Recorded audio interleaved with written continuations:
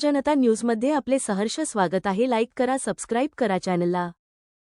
हरित महाराष्ट्र अभियान अंतर्गत ग्रामपंचायत शिरजगाव तालुका वैजापूर येथे वृक्ष लागवड दिंडी काढण्यात आली व वृक्ष लागवड करण्यात आले।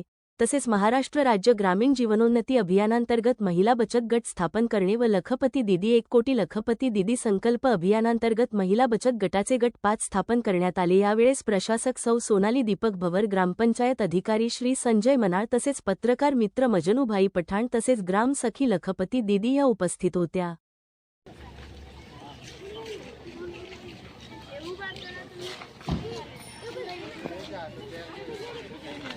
चला काही मुली आहे इकडे मुली आहे, छोट्या मुली आहे, दप्तर आहे पण त्यांच्या हातात दप्तर ठेवून या, दप्तर ठेवून